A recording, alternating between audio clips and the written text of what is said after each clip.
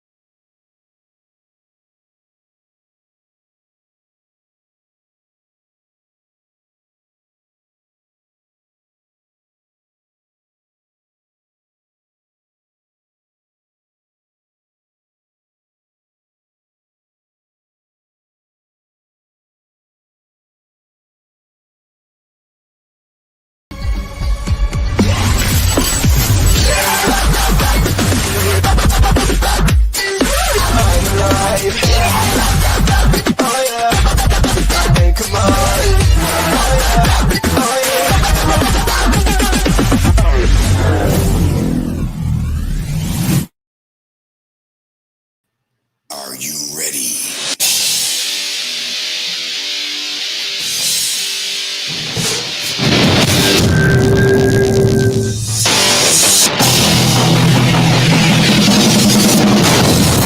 All right.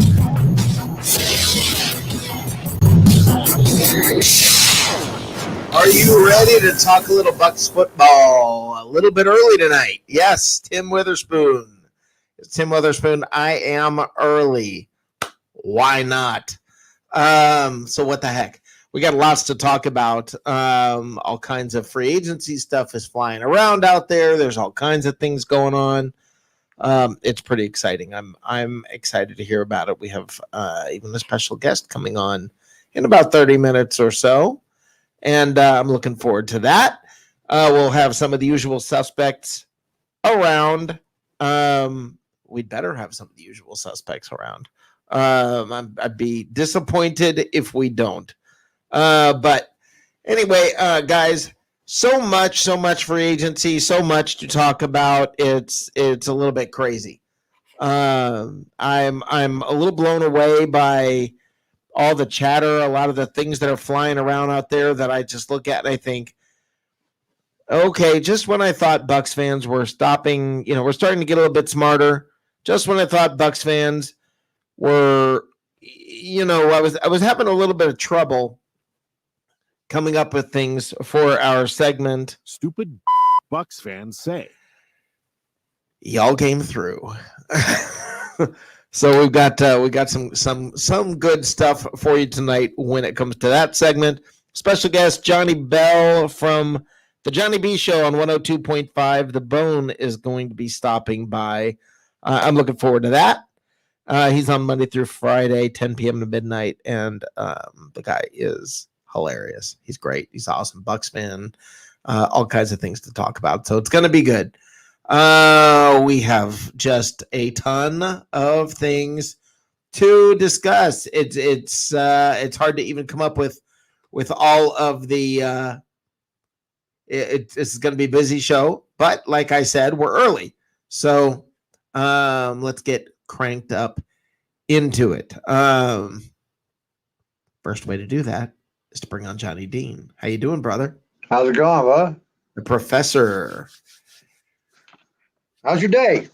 I was working. Had a lot of work today. How about you? I was working the threads, but yeah. Good day. Okay. Been a really good day. That's good. You've got a lot going on. You've got a lot that seems to be on your mind these days. A lot of articles. You're cranking out the stuff. I try. Yeah. I pose questions. It's better to have fans involved than to just tell them what to think. Yeah. No, that's a good idea. That is absolutely a good idea. And Joseph Arnold writing, "What is wrong with you?" I don't know, Joseph. What's wrong with you? I have no idea. I'm not sure who you're talking to. Even if you're talking to me, I don't know. There's plenty of things wrong with me. There's no shortage. Ben, oh boy, I'm going to try and say this. Sokolaskis said, I do miss banded ball. This is Johnny Dean. You are correct. This is a Field of Dreams season for the Bucks.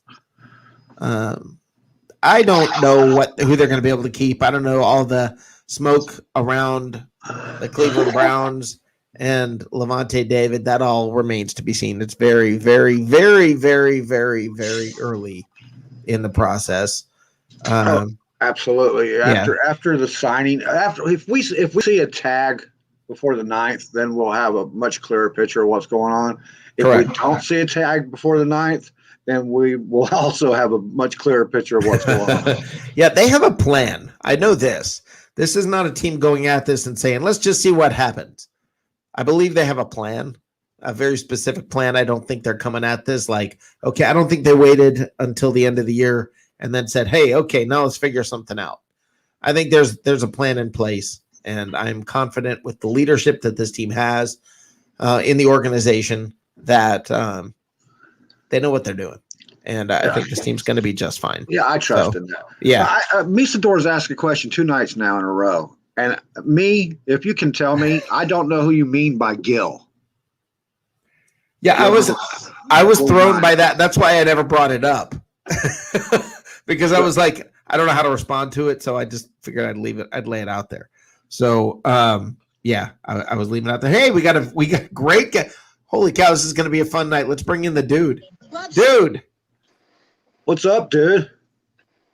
Gentlemen, greetings and saturations. Yes, sir. Yes, sir. How are you tonight? Just so you know, Cam Gill is a outside linebacker for the Tampa Bay Buccaneers. Oh, okay. I have never heard of him. That's who Misador is talking about. I've never even heard of him either. Well, you know, it takes several role players to win a championship, guys, and some do things behind the scenes like have names that we don't know who they are.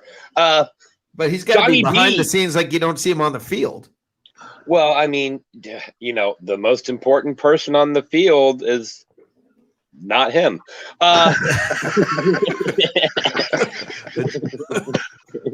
So, hey, Johnny B from 102.5 The Bones, Johnny B Show. Now, let me just tell you guys, hey, we do a lot of goofy stuff on some of these shows, especially Rick's show. Rick is kind of like our, I don't know, comedic relief. But Johnny B. I'm going to take that as a compliment. Dude, what is going on with that? What was that? I don't know what that noise was. I think Johnny's listening to gangster rap in the background. I have nothing on in the background. Then it's Matt Colson's fault. Johnny, well, I mean, Oklahoma. It's always Matt's fault. Johnny B does great show Monday through Friday on the Bone. Also does stand-up routines around the Bay Area. If you guys haven't checked it out, make sure you get back and tune in until 9 o'clock tonight here, and after, of course. But he'll be on. Rick, you do got some stupid dookie that Bucks fans say. Stupid well, I figure, Bucks fans say. Well, that's the whole thing. I'm not going to cuss because I'm pretty sure Johnny will drop a couple. Johnny B, that is, will drop a couple. Want to thank everybody for tuning in. Hey, everybody watching this right now, man, give these guys some credit. You know, every single fan, even the players, coaches, owners, after the Super Bowl, everybody took a week off and kind of relaxed and enjoyed it. And these guys you watch at Bucks Report, they've been grinding every day since then, giving you live content, written content. Shout out to all the show hosts. Shout out to the people like Johnny Dean. But most of all, and nothing against you two chuckleheads on the screen, but most of all, shout out to the guys down there, all the lovely viewers, ladies, gentlemen, boys and girls, children of all ages who are commenting. We appreciate it. Show some love. Hit that like button. Absolutely. Smash the share button. If you see somebody with a Buck shirt on, tell them about Bucks Report. Why? We bring you on camera. We let you have a platform to speak from. We don't name things after ourselves. And that's all we'll go with that. Let me say this. Great job this whole season by the team. Great job by everybody at Bucks Report. Great job by you, of course, Rick. Look for some refreshing changes coming down the road here. Also, tomorrow, fired. if you didn't hear earlier this week, tomorrow at Bucks Report, winter is coming. You'll understand more when you tune into the Sports Web tomorrow night at 9 p.m. But winter is coming. That said, I'm going to jump off here because it's been about an hour since I've eaten, and what I try to do is constantly eat. That way, I never have that long enough period of time that I can go swimming because I really don't want to go swimming. So I'm just going to keep eating. Like I said, everybody, hit that share button, pound the like button. Thank you so much for the support. Hey, all you YouTubers, even the ones with the weird names trying to sell, I don't know, sex toys or something, we appreciate you too. Everybody on Twitter that's watching us with a side slanted, like looking at us sideways, we appreciate you too, guys. All right, Rick, Johnny, thank you for the Vine. Thank you for the time. The dude, he's out. Later. All right. That was a very brief visit from the dude. And now we got to bring in nothing but trouble himself. The man who gets blamed, and it's always his fault. Shaggy Matt guy from OKC. That's How you doing, guy. brother? Matt, you look cold. Well, they teased us. They gave us mid-60s for the lunch, and then they dropped down to 50-something for the evening, and that's cold.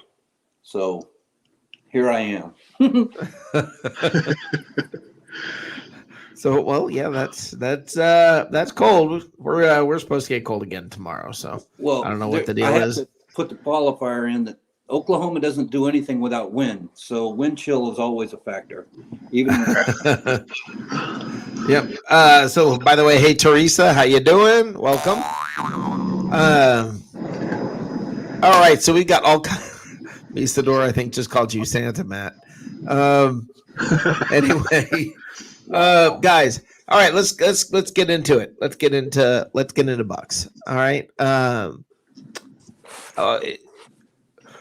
I've had, as time has settled, as I've been able to think about what's going on, as I've been able to sort of, for lack of a better way to put it, process the offseason, what's ahead. So many questions, and that's what fans do, especially, when you're sitting in the cheap seats with the guys and Teresa. Teresa, you're one of the guys. You're one of the honorary guys. So if I say with the guys, I'm including you. Listen, when you're sitting in the cheap seats with the guys, you talk about what you think's going to happen. You talk about, you make guesses, you project, you all of that. And I have never in my life experienced a season where I am not all that interested in I'm not all that interested in the conjecture. Like, not like I usually am. And it's because I have so much trust in this staff. It's weird. Kind of hard this season too. Besides that, because it was a weird off season. I mean, it was a weird regular season for college.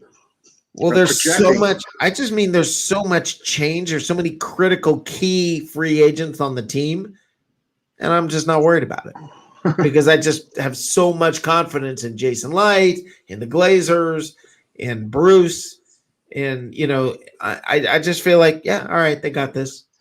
And it's weird. Now, should everything go haywire? I think they got a plan. I think they got a plan for no matter what happens. That's how confident I am in these guys. Am I crazy? No, Ray Kennedy is crazy. We'll get into that. No, I'm with you, Rick, on the off-season moves. It doesn't feel like we need to do anything. Right. So all we got to do is take care of the house. Well, but even with whoever gets re-signed and whoever doesn't, I'm still confident. Misador, I don't think Von Miller is an option whatsoever, man. He's got charges pending against him, man. Oh, he's under investigation. We've already got one guy with charges, so bring them all in. We'll start a law firm. Yeah. Dewey, Cheatham, and Howe.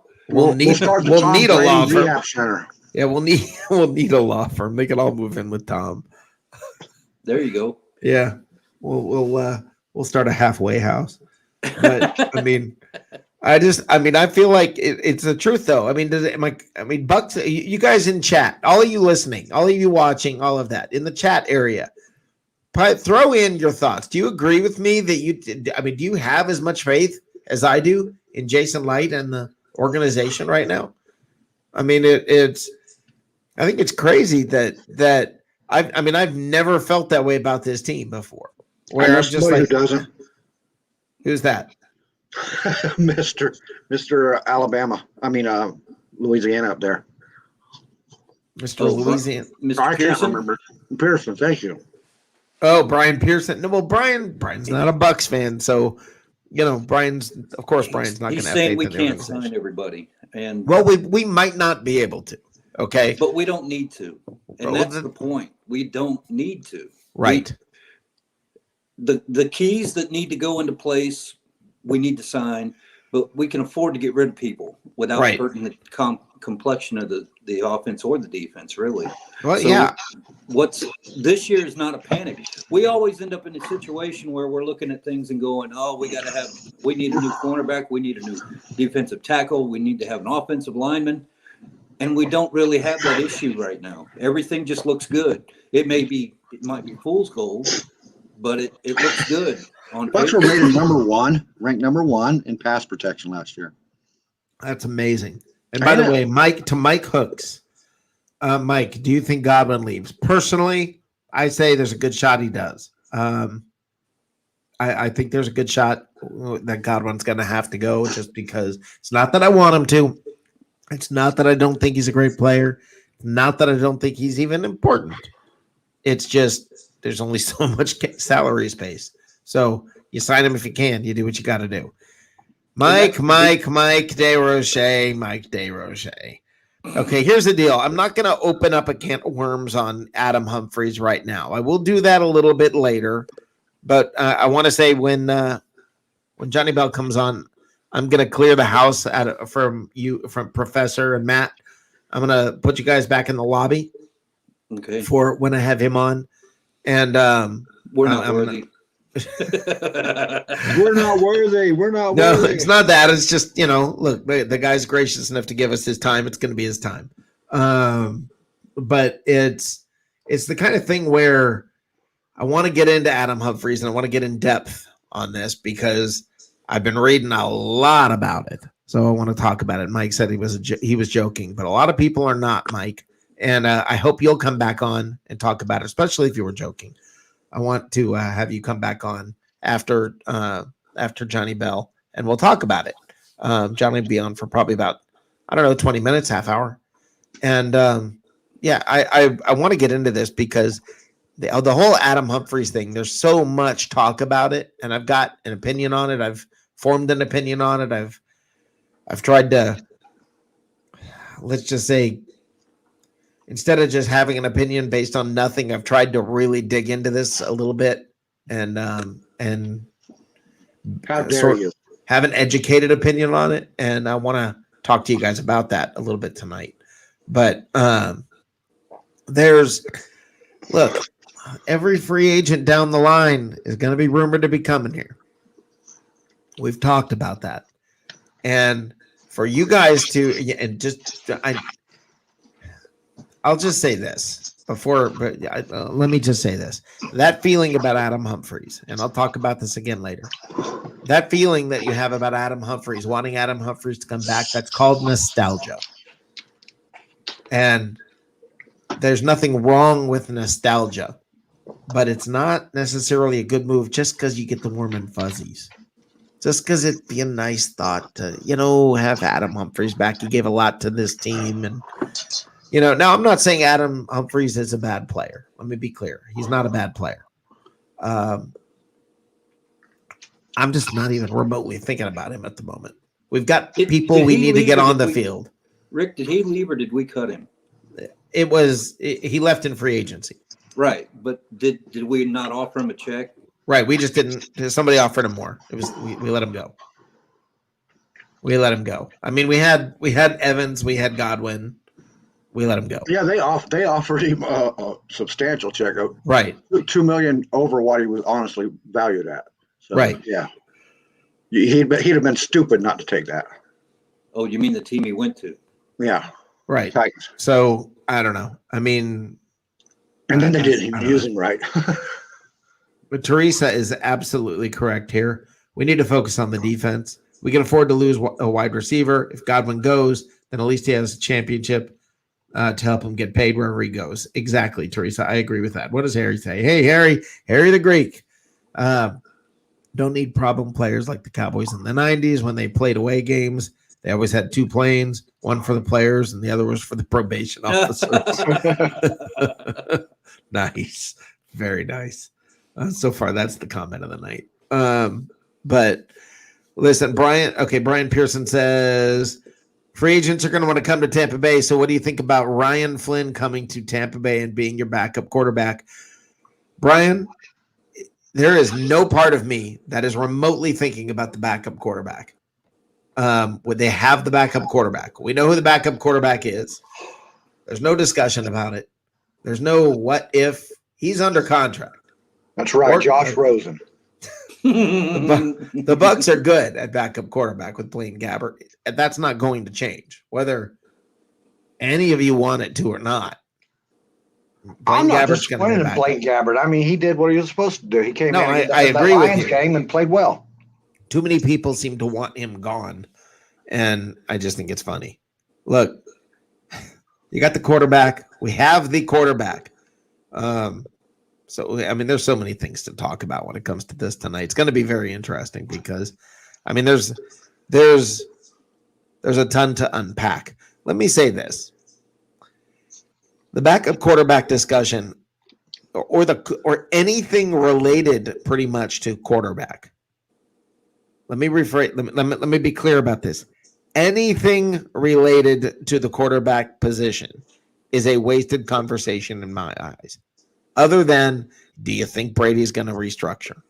That's about the only discussion that there is to be had. Every other discussion just seems silly to me.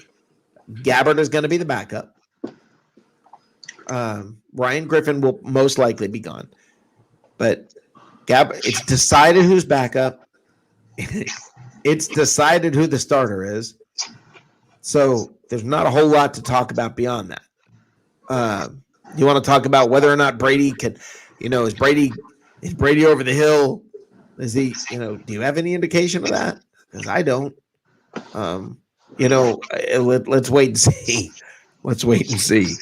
I think this is a contract year for Ryan Griffin, and I don't think Brady's signed. I think Gabbert is actually the only one on the roster right at the moment. Yeah, I think Griffin is gone. Ryan Griffin's been here for 5 years and done nothing. He's done what he. Listen, man, what do you want him to do? What do you? I didn't put that together correctly. Yeah, your third string quarterback. There's nothing he can do. Your third string quarterback's going to be your third string quarterback. Okay, and people go, he hasn't done anything. Well, good for us that he hasn't had to do anything. Right, he's the third string quarterback. So it is good for us that he hasn't had to do anything because I doubt he could. Well, I don't know. We have no way to know that. I can tell you this: it was a position in front of Josh Rosen. So, right, So what's Josh Rosen done in the last 3 years? Nothing. So, you put Josh Rosen in that meme that you put up last night with Sam Dalton. After so many years, a person is who they are, dude. I mean, right? That's exactly correct, Johnny. That's exactly correct. At some point, you just go, okay, that's where this guy fits in the grand scheme of things. I mean, you at some point you have to just accept that. I think it was 2007, Mike DeRoche, that Tom Brady restructured his contract and made $1 million on his contract and took the rest of it in bonus money. Yeah, he's restructured a bunch of times, but yeah. Harry says even if he doesn't restructure, even if Brady doesn't restructure, still need a viable option at quarterback too. Very important to have plenty of. Harry, listen, everybody. Everyone listen clearly. The backup quarterback position is decided. It's done. It's not up for negotiation. There's not going to be any change. It's Blaine Gabbert. We're not getting Josh Rosen back from San Francisco. Everybody wants to talk about it like maybe they can go get the next, listen, whoever comes in is going to be number 3. QB2 is Blaine Gabbert. Period. Period. It's going to Stop happen. talking about it. It's going to happen. I guarantee you sometime tonight in the chat, it's going to happen. Matt's worst nightmare. The Winston Which? Bowl. Oh yeah, we're gonna get into the Winston thing later too. Yeah, Ray Kennedy is not our friend. That guy is putting out so much propaganda just to stir the storm. It's ridiculous. Stupid Bucks fans say. He's coming later on tonight, and he'll be making an appearance. Okay, he will be making an appearance. I guess it's good on reading his post, but it's depressing. Nobody's come ever on. called Ray depressing before. Oh, come on. Lighten up. It's not depressing. He's having fun. He's talking about something. Listen, Ray Kennedy always throws flyers out like this and comes up with things like this. That's Ray. Come on. Yeah, but he's putting out stories, and there are people out there that are jumping on the wagon like, yeah. Of course there are. That's part of the deal. He's job. testing the market, man. He's sticking his toes in the water. It's his job, Matt. Yeah, that's his job. He can stick on Ryan Suckup and work that deal and make sure that gets taken home. And the rest of he it, already just put leave out it an alone. article on Ryan Suckup. You read his articles; they don't read nothing like his post, dude. You'll understand. Yeah. You have to test it. You have to stick your toes in the water. Yeah, absolutely. I mean, that's that. Yes, absolutely. So I don't know. I am certain of this. Ray throws things against the wall. Ray purposely is trying to get a rise out of people, and apparently, Matt, it worked with you. So, Yes. that's exactly what he's attempting to do. He's getting the interaction. He's making, he's getting comments. Listen, there are times I throw stuff out here, and it's seeing what's going to stick up against the wall, and all of a sudden, everybody's going crazy, and it leads in a whole different direction, and I had no idea where it was going. That's all he's doing. That's all he's doing. So we will talk about it later, though, on the usual on our normal little fun segment that we have. So yeah, it's gonna be a good time. But let me do this, guys. I'm gonna put you guys in the lobby and go to commercial break and talk for a couple of minutes here, real quick, before Johnny comes on, and then I'll if you guys can come back after Johnny, I would appreciate it. Okay. Yeah, right. you only got 2 minutes. I'll just go ahead and hang out in the lobby. Okay, I'm going to put you guys both in the lobby. You can hang out there or come back, whatever you want to do. All right. Okay. All right. I'm going to go to commercial break here real quick. And in a couple of minutes, may not be immediately, but a couple of minutes, we are going to have Johnny Bell from the Johnny B Show on 102.5 The Bone in Tampa. We'll be right back.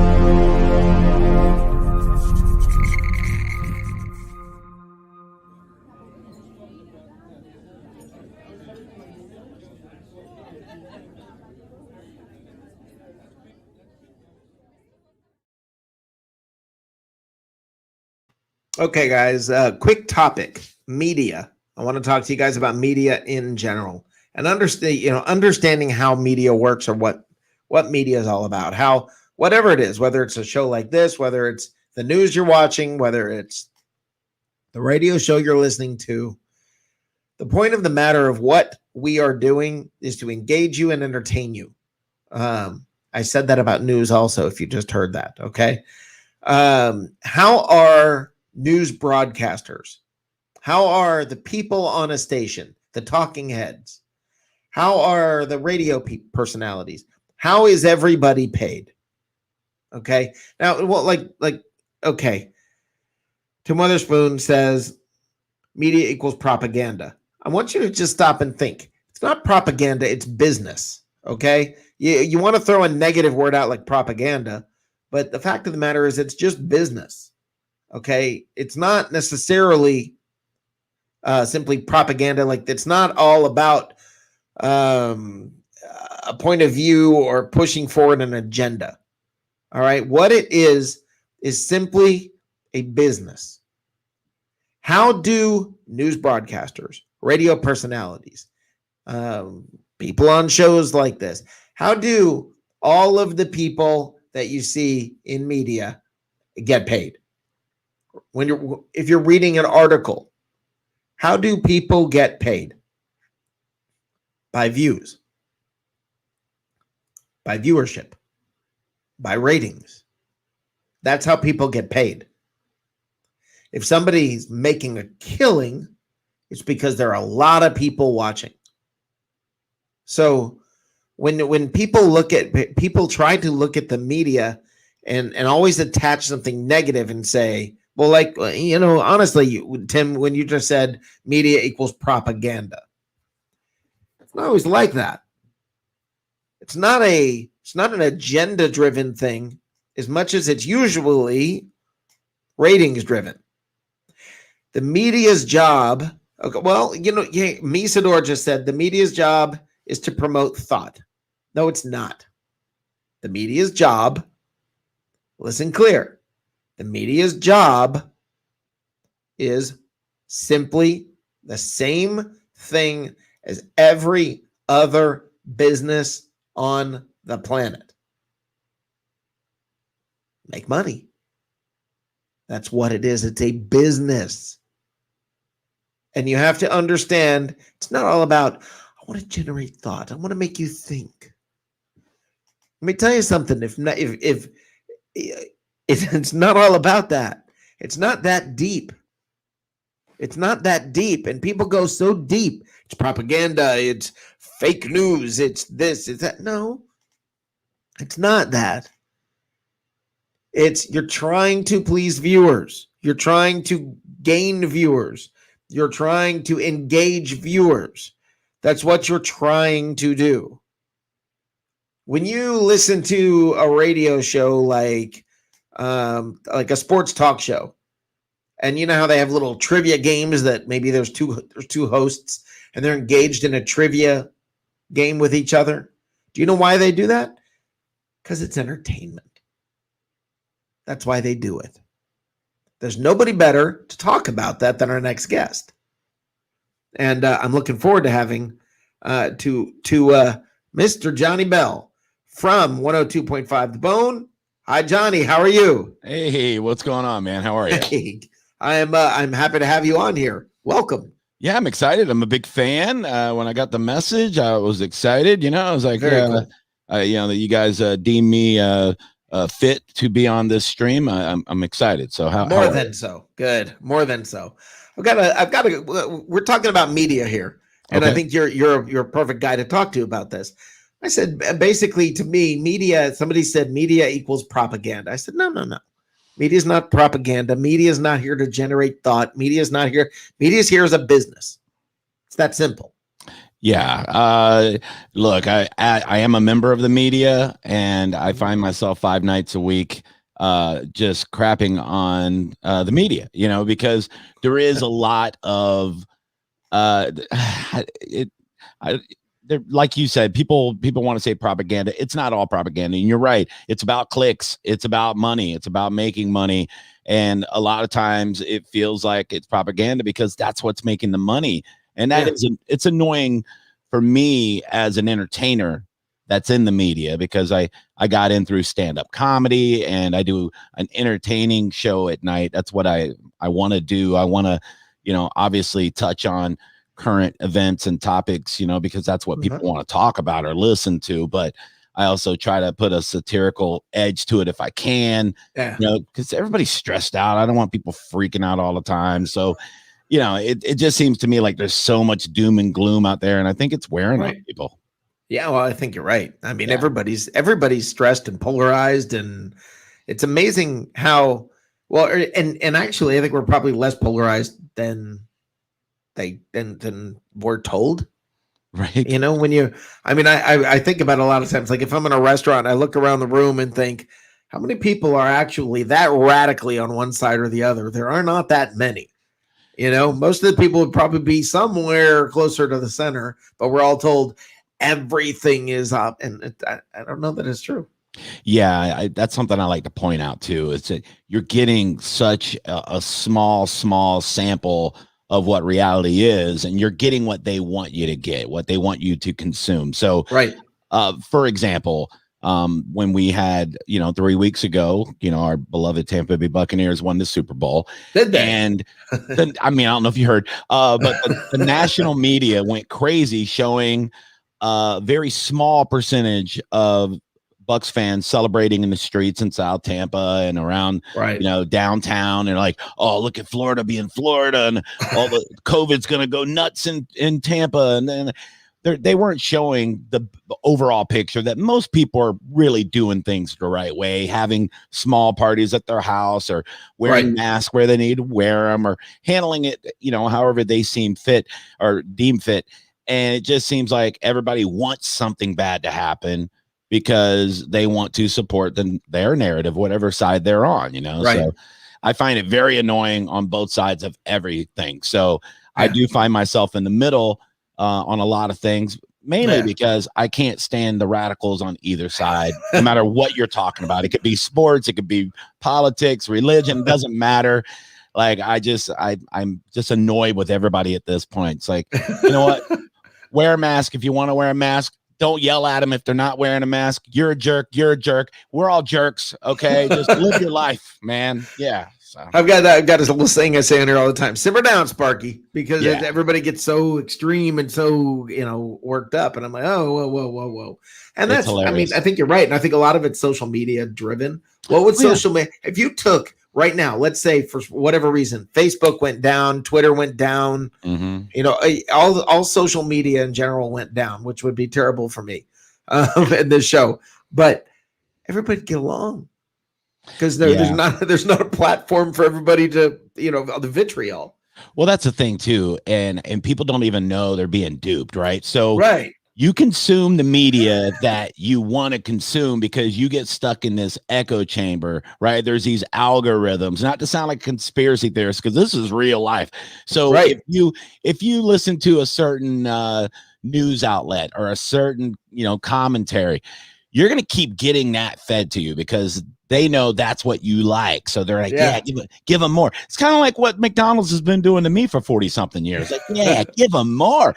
Fatty likes it, So the more you eat that stuff, the more you become almost brainwashed to whatever you're eating, So it's like, you have to take a step back and give yourself a break, man, and go, okay, let's relax a little bit. And it really, once you understand that, then you understand why you have these people with such,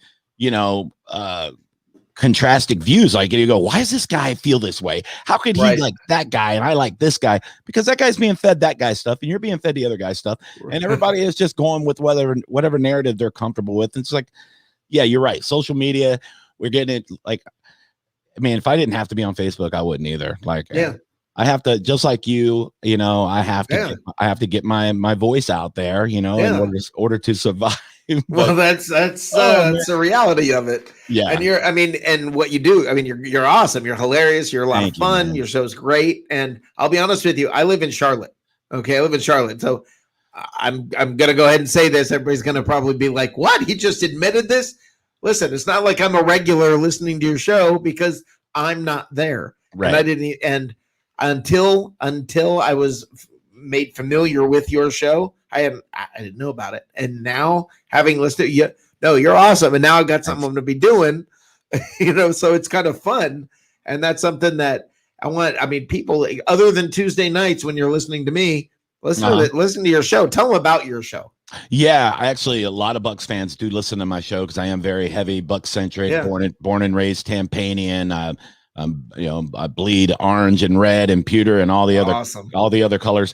But but yeah, I mean it's 9 o'clock to midnight on 102.5 the Bone FM in the Tampa market. But I mean our towers are huge, so we reach all the way down to Naples and almost to Orlando eastward. And so we have a ton of people to listen on the FM dial, but then also online on the boneonline.com. We have people that listen on the Bone app, which I have a really weird like cult following in like Buffalo, New York, and even in Canada. I have like these clusters of fans that follow me because I do push the envelope a little bit. I get away with a lot at night, being I guess the FCC's asleep a lot. I don't know what's going on, but I am a comedian. I've been doing stand-up comedy for over 20 years now. So on the weekends, I'm doing shows, and so that's the kind of what you're getting from a host also. So it's a lot of fun. My co-host, he's great. He's also my producer. We're a 2-man team, and he's also a big Bucks fan, born and raised in St. Pete. So we do talk a lot about the Bucks to the point where some people will call in and go, "Hey, are you a sports station?" And I go, "Hey, I'm whatever I want to be, jerk. All right, tonight. How about that?" So, yeah, it's fun. There you go. Well, I mean, you're good at what you do. You're entertaining, and it's fun. And listen, this show is kind of all about that. It's all about just this should be fun. This really should be fun. If you're not having a good time, and I listen to so many people, it's funny. Listening to Bucks fans, I want to hear your take on this. Listening to Bucks fans or watching their take on. There's so many. We have a segment that I do called. Well, I'll play it. Stupid Bucks fans say. Okay. Oh yeah. And it's literally nothing but posts that Bucks fans put up. That is, like one we'll talk about here shortly. Jameis Winston should have a ring because the Glazers should give Winston a ring, okay? Because he helped build this team. Now, it seems like the Buccaneers fans have this ability to find something to be unhappy about, or to complain about, or to be divided about in the middle of a freaking Super Bowl win, and it's unreal. Yeah, what a great segment. I mean, kudos to you for coming up with that because it's something we talk about, around the water cooler where everybody talks about the dumb things you hear, and you're right. Some people just aren't satisfied. I mean, we get to enjoy this ride for a while now. Don't stress about anything. We won't play football for over 6 months in Tampa. So we're when you go back to the 8-game winning streak, we're going to go from November to September undefeated. The Tampa Bay Buccaneers, we're the greatest team in the world. We're the world champions. You can't take that away.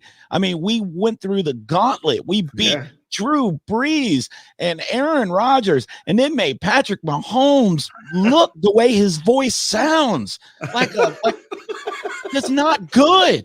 Right. And we get to revel in this. We get to just bathe in it like it's a warm tub of happiness. And why would you want to add some stress? Why are you worried about free agency? Why are you worried about the draft pick number 32?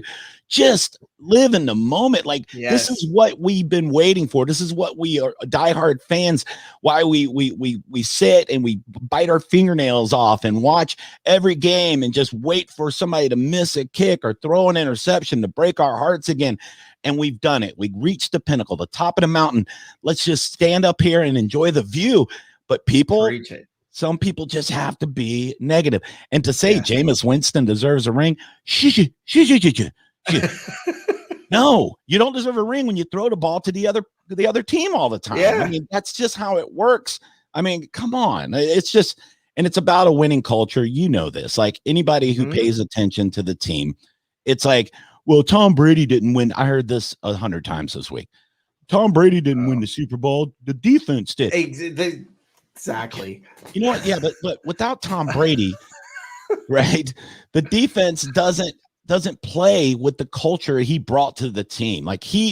it's infectious. The entire team, even the coaches coach better when you have a winner, at the helm. And that's what he did. I mean, look at that offensive line. Something clicked in them halfway through the season. Yep. And I don't know if he pulled them to the side and it didn't make it to the press. And he said, hey, USOBs, we're not going to do this. We're going to go win the championship.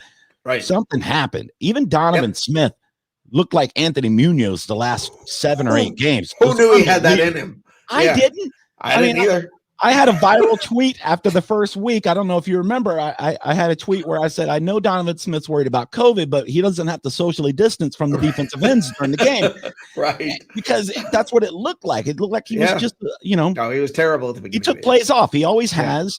But something happened in that last 8 games. Shut down. Like he shut him down. Of course, everybody knows the story with Tristan Wirfs.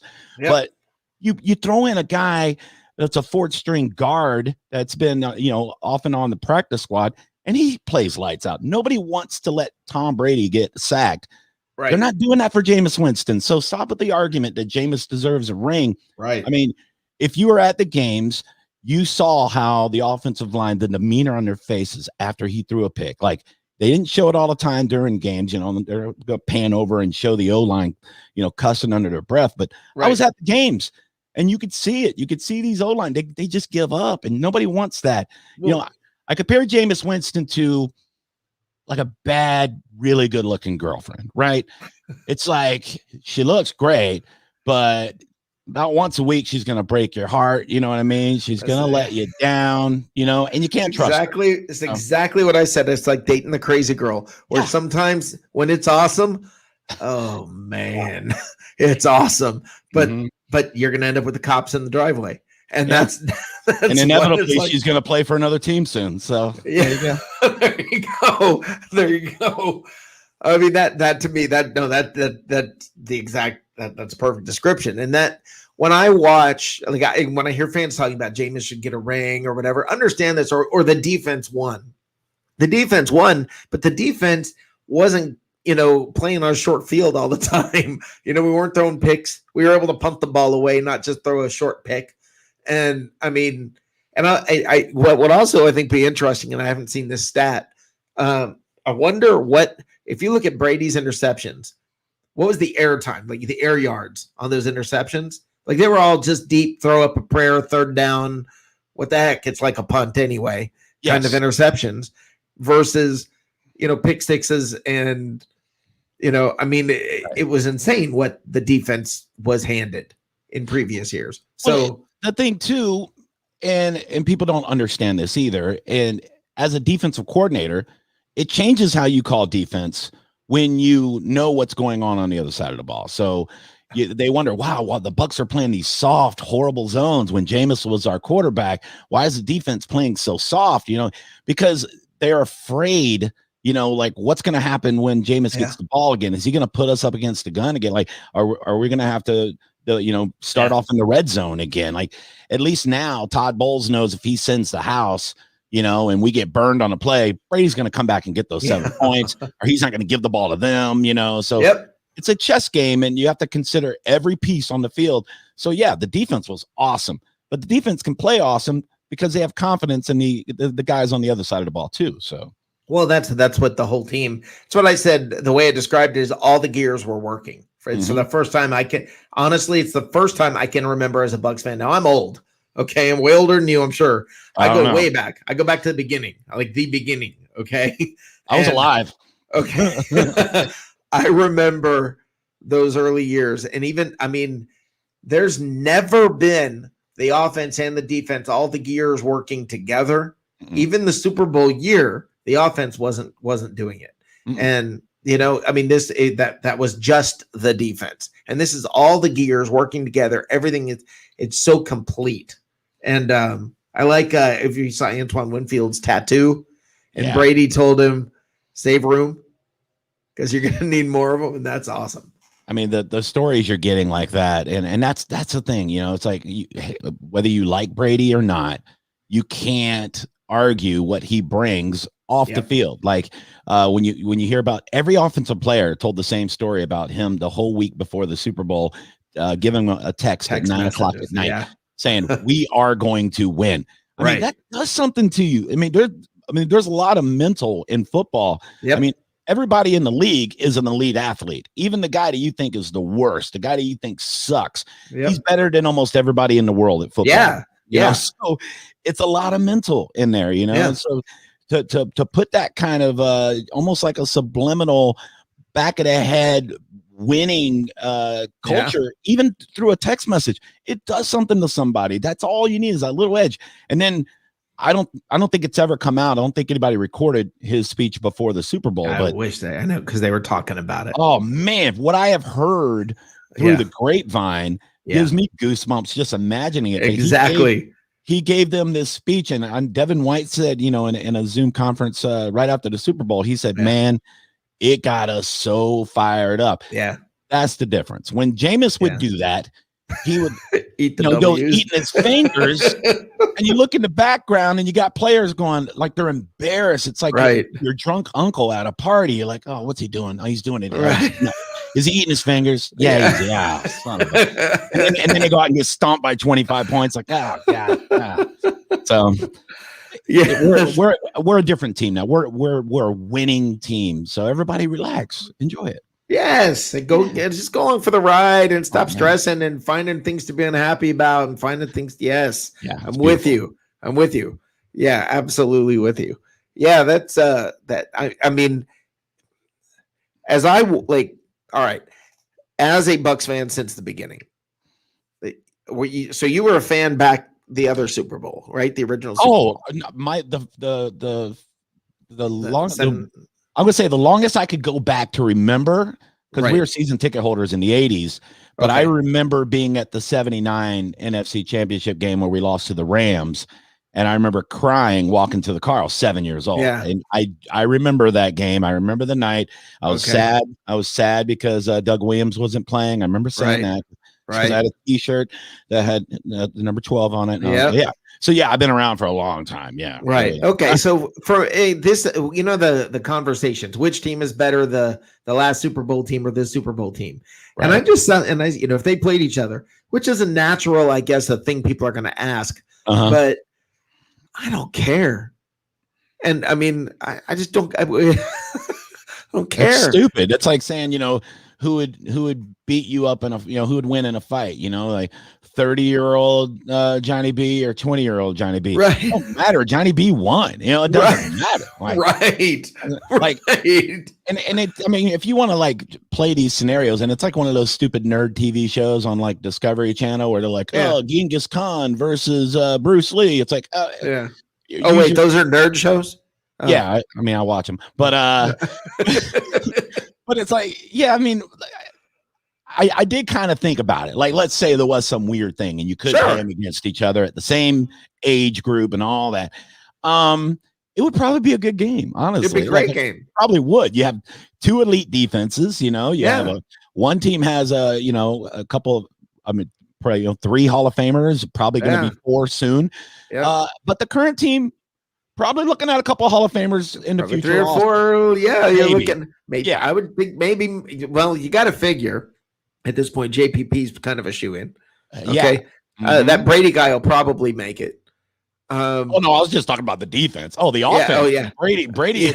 They should just shouldn't they just put him in now? I think he gets a wing. Yeah, I know he gets a wing. Why make him wait 5 years after he retires? Because that could be another 10 years from now. So just give it to him now.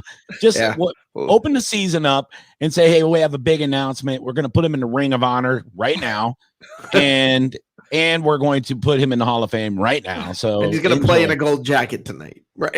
He's the only player who gets to wear a gold jersey. And they paint his face like bronze, you know. Right. Bronze face, which is probably going to cause some controversy. We don't do that. But yeah, you got to be careful with that one. Yeah, it's bronze, everybody. But yeah, it just so.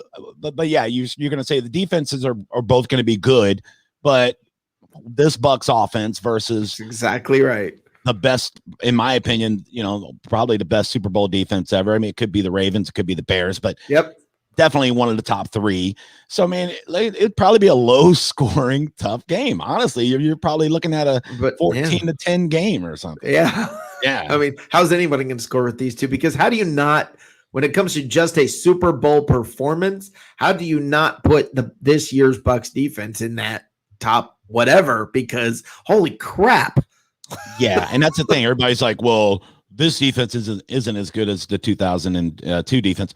Yeah. Well, statistically in the Super Bowl, they didn't allow a touchdown to Patrick Mahomes. Yeah. This was an old ass Rich Gannon. This is right.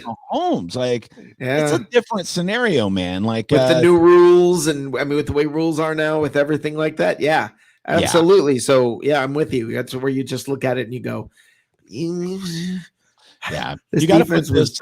You got to put this game up as one of the top 5 defensive performances in all 55 Super Bowls, and there's no way you can argue it. There's no way. I agree. What was your experience when you're watching the game? Tell me about you watching the game. Where did you watch it? Well, I like hanging out with the Buccaneers invasion crew. Awesome people. They kind of brought me in. They invited me in, and I went to my first watch party with them.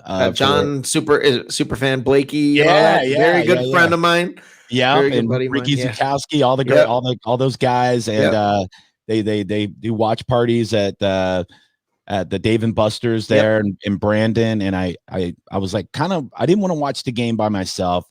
And I was watching most of the games at home, during the pandemic, trying to be safe and all that. And then I ended up getting COVID in November. So I have the antibodies. So I was like, let's go out now. Anyway, I'm Superman. Anyway, but I know you can get it again. But anyway, so when they beat the Saints, and I sat and I watched it, in the living room with my girlfriend, and I looked at her and I said, I wish I could have enjoyed this with other Bucks fans. Like, this was maybe one of the best Bucks games. It had to be top 5 Bucks game ever. I mean, it was just unbelievable. I'm freaking out in my house. Yeah. And Ricky listens to my my radio show, and he heard me talking about it on air the next night, and he reached out to me. He goes, "Why don't you watch it with us?"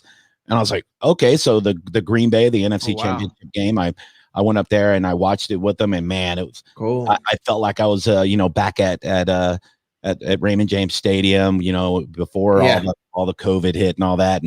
And then for the Super Bowl, it was the same group of us, and man, what a great time. I mean, we had probably 50 confetti cannons going off when the clock hit 0. And it was awesome experiencing it with those guys.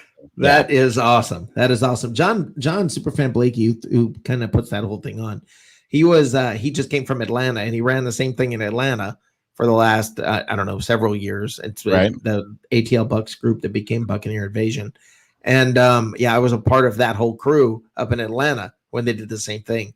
Nice. And it's a fun way, firing the cannons, doing all of that. It's just a fun way to go to watch games. Yeah, just a bunch of cool guys and gals. Yep. I mean, just real diehard Bucks fans, and that's who I want to be around. With my team, no matter if they're playing well or not. We cheer together, we cry together. So it was awesome. Awesome. Well, I really want to thank you for coming by. I don't want to take up more of your time, and you have been a treat. And thanks. Seriously, please come back on sometime, because I mean, you're a great guest. You're a lot of fun to have on, and I think we kind of see a lot of this stuff the same. So thanks. You, man. I've been looking forward to this too all week, and it's a pleasure hanging out with you. And anytime you want me on, man, I built this. You don't want to say that. You don't want to say that. Built this this home studio, so I could broadcast from home when I need to, when they shut the world down. So all I got to do is hop in here and hop on with you. So it's a lot of fun. So I appreciate it, man. Yeah, you're Monday through Friday, 10 to midnight on 102.5 The Bone. 9 to midnight, Monday through Friday. And check out my comedy schedule on my website, johnnybcomedy.com. Come see me do stand-up. It's filthy. You'll love it. Perfect. Awesome, man. Awesome. Thank you very much. All right, buddy. Have a great night, man. Thank you. You too. Thank you. All right. That was awesome. That was Johnny Bell from the Johnny B Show. And I absolutely enjoyed having him on here. That was great. And wow, what a good guy. What a good guy. And what I'm going to do real quick here, I'm going to go to commercial one more time. When we come back, we'll get back into the rest of the usual suspects and the usual shenanigans that we get into.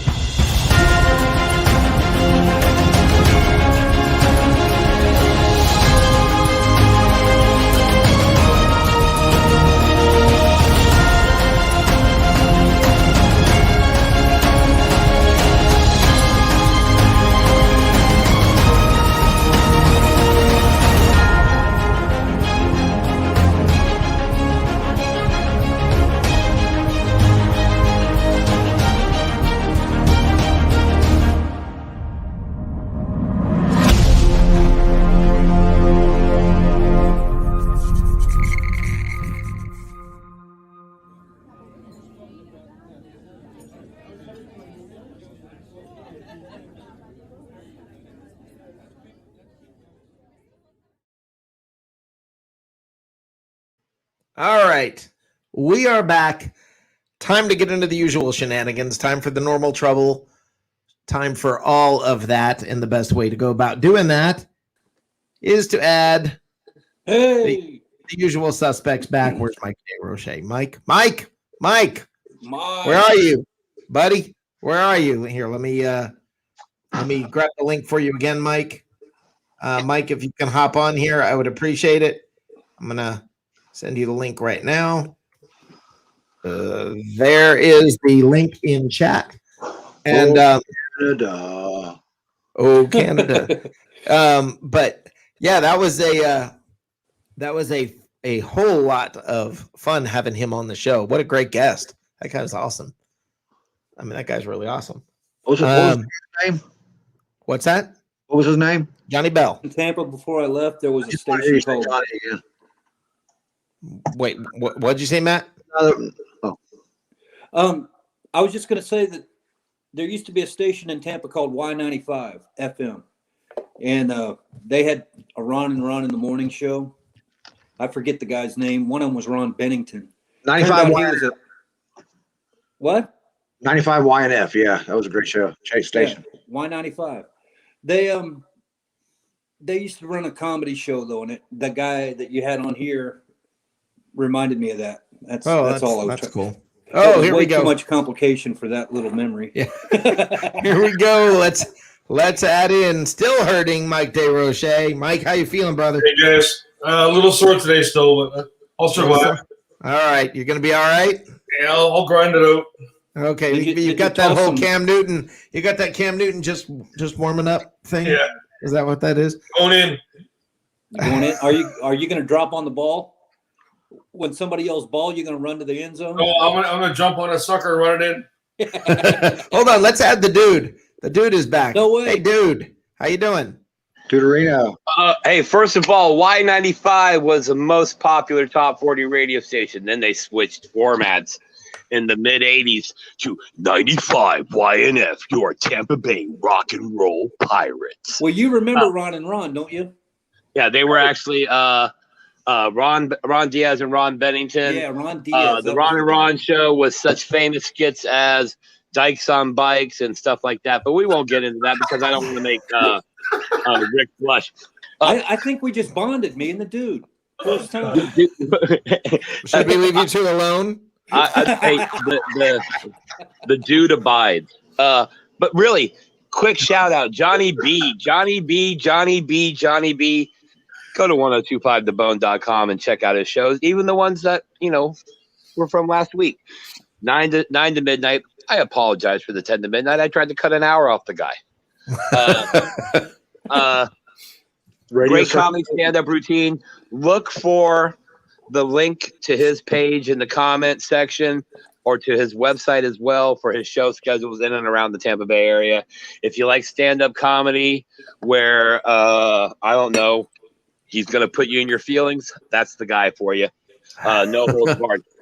I was hoping we would get some more content for the segment tonight, but we do got a couple of doozies there, Rick. I know we do. You've got a little bit of a boing sound effect going on there for that. Do you want to hang around for that? Yeah, I will. But I got to do some stuff here real quick, man. Can I do some laundry here real quick? Yeah. All right. Hey, shout out to Teresa Baxter. Adam, I see you too. Johnny B, he's a hell of a guest. Thanks for tuning in, Adam. Absolutely. David Moser, Tim Witherspoon. Israel. Hey, everybody on here, tell Olga you love her. We love you, Olga. Yep. We love you too, Teresa. We don't want to exclude Harry the Greek. Harry the Greek is watching. Hey, Harry. What are you betting on today? There's no games. All right. Harry was at the track. He's betting on something, I promise. There are horses. He's betting it on the ponies. Yeah. We want to thank everybody for tuning in, man. And again, I was on earlier. Hit that share button. Hit that like button. Show these guys that you appreciate the work they put in for you.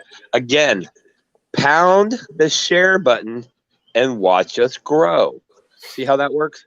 Yeah, guys, that's a fact. All of you, I appreciate all you being in here but it is a huge deal when you hit that share button.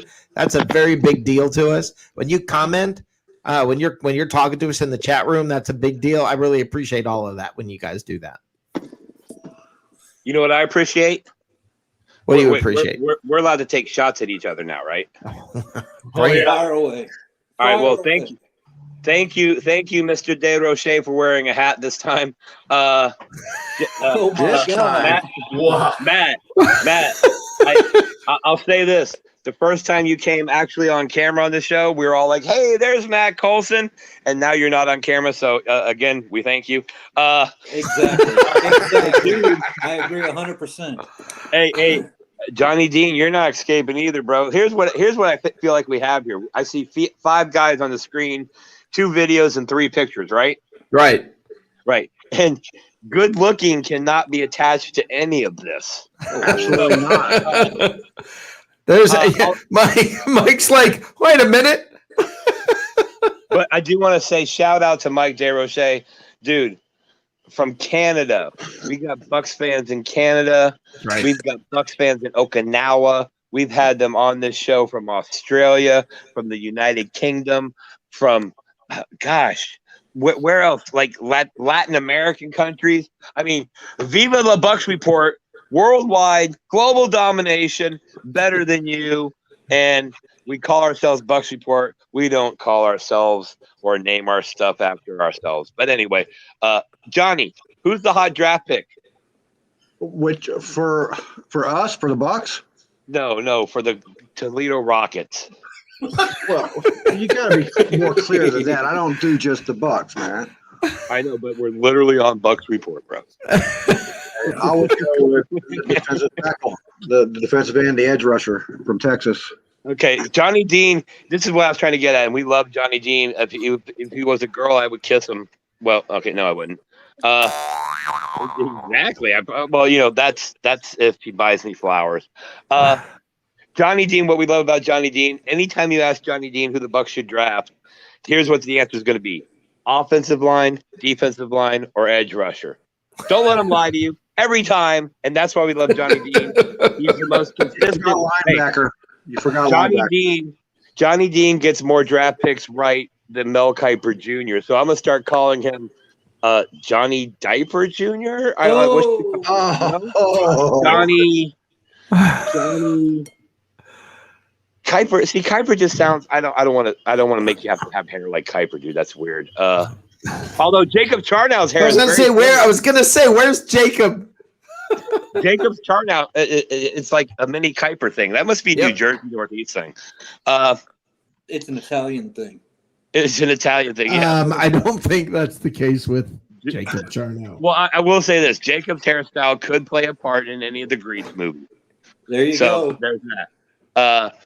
Got stepping on Harry's territory now. Hey, Rick, what bits do we got tonight? What'd you just say? He said, what bitch do we have tonight? Yeah, he said, but it was Swedish. It's like, that would be none of your business. Oh, bits. I like big bitties. I'm like, dude, that's a little personal, isn't it? I mean, I'm thinking. Sometimes I watch this show and I think I'm wasting all 9 of my lives. Well, we have the we have Litterbox Talk coming up, and I really wish Jacob Charnow was here for this. And actually, dude, if you could fire off a message to him, I would appreciate it, just to see if he can come on just for a couple minutes, because he needs to hear that. Hey, Harry the Greek, you're watching, bro. You got the direct line to him, brother. Hit up Jacob for us. No, so wait, what, you trying to kick me off the show, man? No. I think you can't do 2 things at once. I mean, yeah. Hey, you ready for me, dude? I literally just roasted everybody on the show, so yeah, I can do 2 things at once. Yeah. Well, I can get off my phone and message him, or I can stay on my phone and talk. Well, there you go. I think we should just send it over the wire. You can stay on here. That's fine. I appreciate it. I got a question though. Everybody stare at Matt from OKC's picture on the screen right now, right? Okay. Right. Why does he look like an infant that just pooped his pants? Because I was much younger then. What? It was exactly the same. It says, I made a duty. My God. I signed up for this. I stayed in the lobby for this shit, Rick. You what? I stayed in the lobby for this. I will say this, though. Shout out to Matt's hat. He was on earlier on screen. Great hat. I'm a little jealous of the hat. I'll say that for sure. Johnny, you need to wear a hat. On the 3rd. And Mike DeRoche, your hat game's always on point. Hey, if anybody from Lids is listening, let's get a sponsor. Yeah.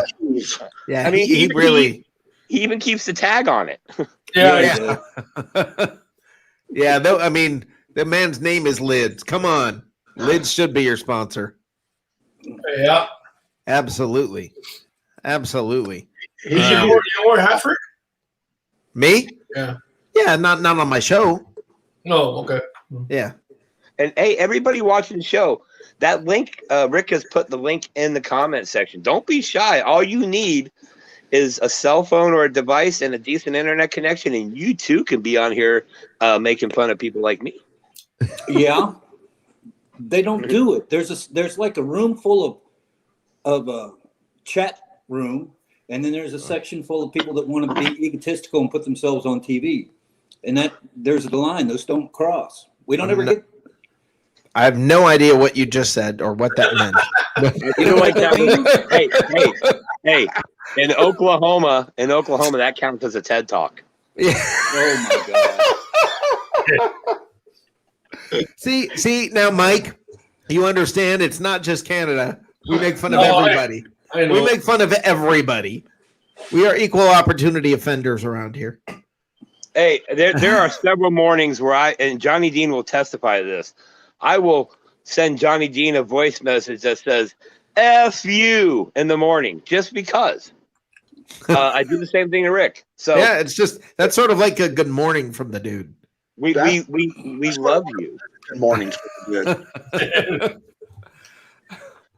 But your hat game is strong, though. Why are you still hurting, Mike? Why are you still hurting? I went outside to my car yesterday afternoon, and I hit some ice, and I landed on my shoulder. Wait a minute. You're a Canadian that doesn't know how to walk on ice? Yeah, that's what we thought. The worst thing, I was sober. So what that you're is the saying worst thing. So what That he's is the really worst thing. saying is he's the only Canadian that really sucks at hockey. No, what he's saying is he's the only Canadian that was sober. Yeah, no kidding. Hey, do you drink Moosehead beer? I used to, yeah. It's pretty good. Okay. Why is it called Moosehead? It's brewed in a town called Halifax, Nova Scotia, on the east coast of Canada. They have a brewery there. And that explains the Moosehead howl? Sure. Because the mooses, they're well, I don't know. There are moose meese, is- because there are meese there. The moose is pretty prevalent in that part of the country. Okay. They There tear are, up your yard. They're huge. I thought it was a little. Misador, I will make sure you get an FU message every morning, buddy. I was waiting for some. Hold on, let's bring Joshua Cole Allen into this mess. Oh, JCA in the hizzy. He's in the hizzy. Joshua, how you doing? Guys? We got to say hizzy because he's the rapper in the group. Hey, why is his the only picture that actually looks like an actual picture, like he's contemplating the theory of life, and then us other three chuckleheads are over here like, cool. He's the plain white. Yeah, welcome to the plain white rapper. How you doing, Joshua? What's going on, guys? How's everybody doing tonight? Damn, he's too calm. Wow, what just happened to him? Whoa, hey, Can y'all hear me? Joshua, welcome to the show. Welcome. This is going to be exciting. I'm glad we have you here. Late night. Can y'all hear me? Joshua, wake up. I'm here. Can y'all hear me? Yes, but you just sound so calm. He's trying to act like my Steve. bad. He's trying to act like Steven. I think he's Steven been Gasper. dipping in I was dudes. laying down relaxing. I'm sitting up now. What's going on? Yeah, he's been How's in everyone dude's stash. That's what I think has happened. That's his medicine. He gets a card for that now. Yeah, that's what it is. That's what it is. Hey guys, Hey, that's the comment of the night so far. That story Mike Misador, that story Mike is telling is BS. He never leaves that room. That's right.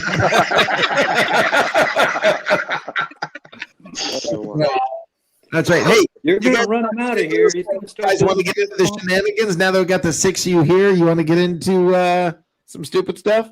Yes, sir. Hey, Christopher Cole, man, we love you, brother. Thanks for tuning in every night, every show. You're the man, Christopher.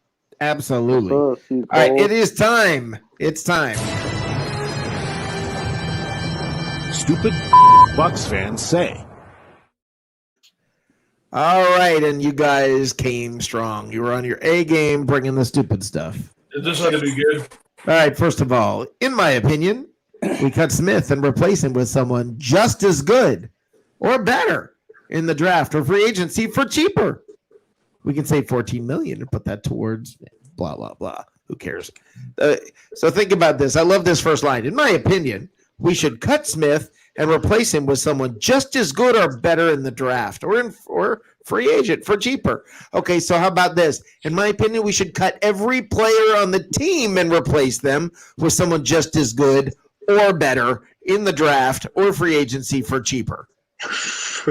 I mean, that's the dumbest comment ever. Well, you did start a left tackle in the draft that can come in and protect Tom Brady's blind side. Well, and he's going to be just as good or better. Or better yet, go try to look in free agency and see if Trent Williams is going to take $14 million. Yeah, a 1 year deal. Yeah, good luck with that guy. Yeah, well, hey, look, I've been the hardest on Mr. Slack Sleeves.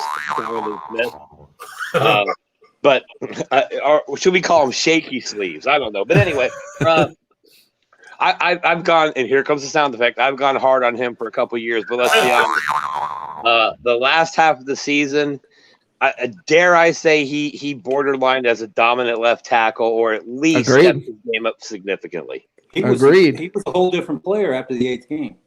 Whatever Brady said at halftime in that Falcons game changed the world. Yeah. He was like Moses. He just went in there and broke open the damn Red Sea and said, "We're going through, fellas. Come on." Yeah, that's number one pass defense in the league this year.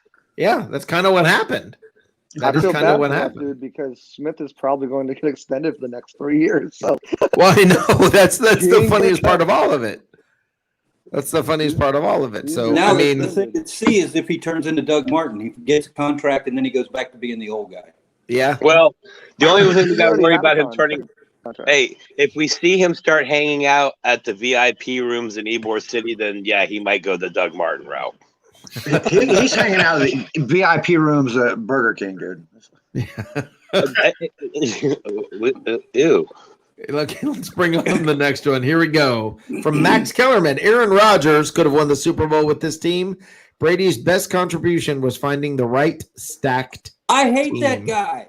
God, I hate Max Kellerman. And let me tell you something, Matt. That's exactly what he wanted. That's the reaction he was looking for. You just gave him exactly what he bargained for. That's why I don't watch ESPN ever anymore. By the way, the reason I put this up here was for the replies.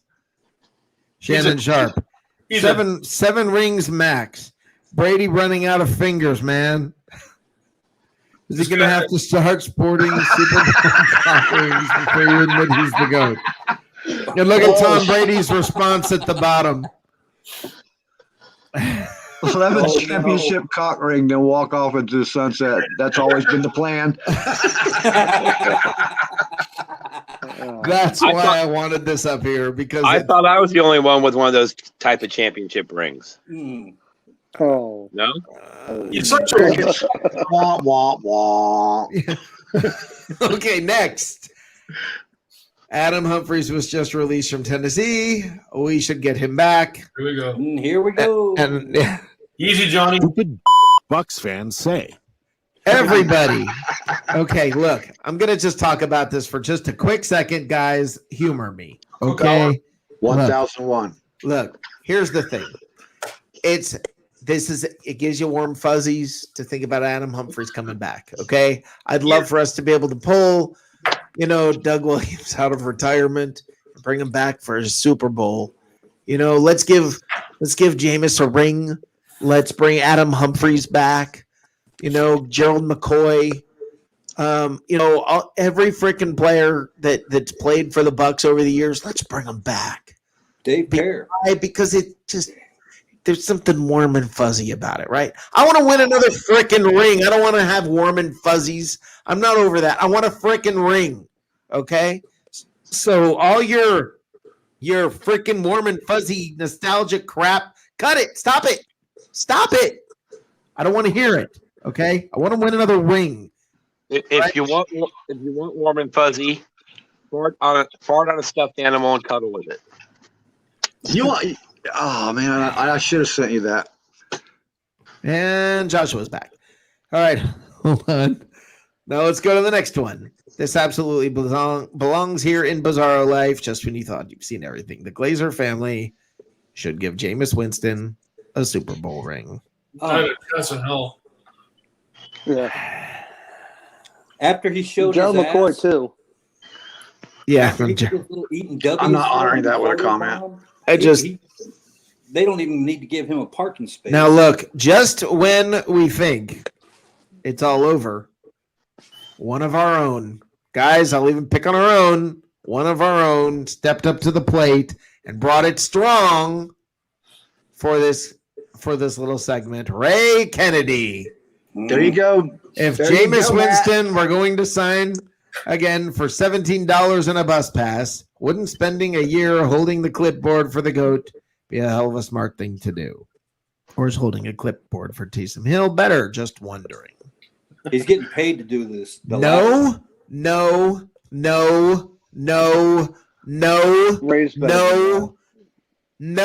You see the humor in it. I mean, just the way it's phrased and worded, Matt, you got to understand that's humor. I don't care if it's. Wait. Is that humor? $17 on a bus pass? Come on, that's just No, telling the you point what's he's worth right saying. there. No, the point he's saying is if Jameis were to sign cheaply, wouldn't it make more sense? Wouldn't holding a clipboard for the GOAT be smarter than holding a clipboard for Taysom Hill? Oh, okay, I got it. Yeah. Didn't he just hold the clipboard for the baby goat? He could. No, I mean he just spent a year behind Drew Brees, who's considered one of the top 5 all time or top 10 at least. Yes. What did he learn? What did we learn from Jameis Winston last year? That he can dance in the locker room. Well, we learned that he took 2 sacks in that game where he came in to spell Drew Brees after they were routing us, and then almost threw an interception. Look, he threw a touchdown. He threw a touchdown against the Bucks. Come on. No, I'm talking about in the regular season. Right. He took 2 sacks and almost threw a pick. Oopsie. So bring him on. That's welcome back. Yeah, I'm just blown away by the fact. Ray Kennedy, come on, Ray, come on here. Try to make your case. I'll give you 30 seconds to try to make your case. I might mock you incessantly afterwards, but I will give you 30 seconds to make your case. He's just stirring the pile. Yeah. Yeah. I know, but that's my job. That's that low key reverse gimmick trolling. That's all that is. That's exactly what that is. Okay, Zach Singer.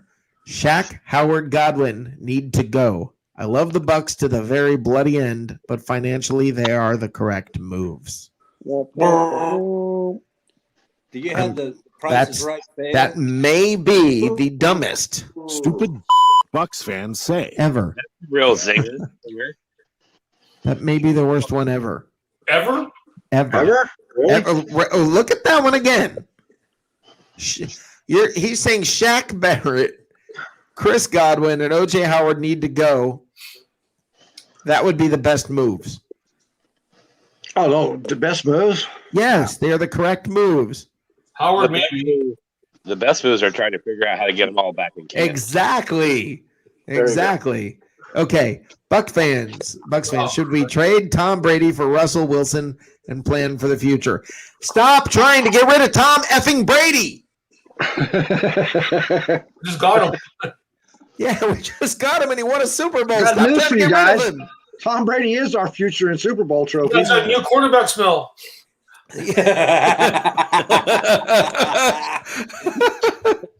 Nice. Very nice. That's the comment of the night. What's Aaron Rodgers' record in championship games again? What's Aaron Rodgers' record? 1-5, something like that. Yeah, he went in 4 last year, right? And then we beat him in the NFC title game, and he lost that one. So that's 5, right? Yeah, 1-5. Brady sucks. Russell Wilson isn't going to be Russell Wilson wherever he lands. It's just he's a product of the game plan that they have there. Maybe Russell Wilson may be fantastic wherever he goes. I don't know, but we've got freaking Tom Brady. He's the best that's ever played. He just won a Super Bowl for us, and he wants to stay here and do it again. So I'm not arguing with you on that. No, I'm talking to the idiot who wrote it. Hey, here's a question though. Why is Deshaun Watson getting so much heat for wanting to be traded, but Russell Wilson is? Deshaun Watson is cheaper, I believe. Wait, Deshaun Watson's getting heat? Well, yeah, the media and people are all pissed off that he shut up and play. You signed the contract, that whole BS. But so did Russell Wilson. In fact, I'm pretty sure Russell Wilson has the second biggest quarterback contract next to Mahomes, doesn't he? $40 million. Well, I haven't heard him getting heat. I haven't heard him getting heat either. It's the opposite. The Texans organization getting heat. You guys are going to tell me you haven't seen anybody saying Deshaun Watson's wrong for asking to be traded? No. No. Not really. You guys get on social media more, bro. It's literally everywhere. I hear everybody saying Houston is ridiculous. Yeah. So everybody talking about how bad Houston is. So it's just funny. We got quarterbacks who are making seriously fat cash, and they're demanding to do. Dude, Russell Wilson, the grass isn't always greener on the other side, brother. Exactly right. I agree with that. Okay, last one. Last one. Okay, yeah, finally decided to fix the holes and get a good team together after he screwed Jameis over. Oh my God. The same team. Talking about Jason Light. Oh, okay. And I love the response. response. The same team, man. I love the response below it. Look at the responses below it. Yeah. I didn't look at the bottom one. Yeah. Wow. How awesome is that? This whole Jameis team thing is ridiculous. I don't understand where people are coming from. Right. Thinking that they can't see it for what it is. We built the team to give him every opportunity and gave him 5 years to get it right. He couldn't do it. So bye-bye. Move on to the next. How did Jameis 1-1 not get on that tweet? That's a great question. You must have missed that one. Question. He's probably blocked. Yeah, exactly. That is a great question. That's a great question. Dude, do you have anything you want to say? I don't want to keep you. I don't want to, you're probably, Oh, here we go. Jacob Charnow. Oh. Fan freaking tastic. What's up, guys? Jacob Charnow is here. Jacob, I wanted you here badly for what's about to happen. Oh boy, I'm excited. Okay. Dude, because mark the tape. Go ahead. Okay. This is for you, Jacob.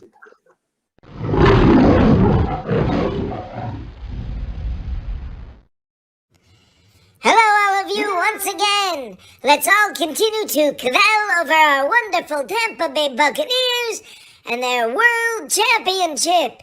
But I want you all to know that I listen to all of you. And I used to think it was just this host that was a idiot. Now I know you're all candidates for the short bus. Every one of you.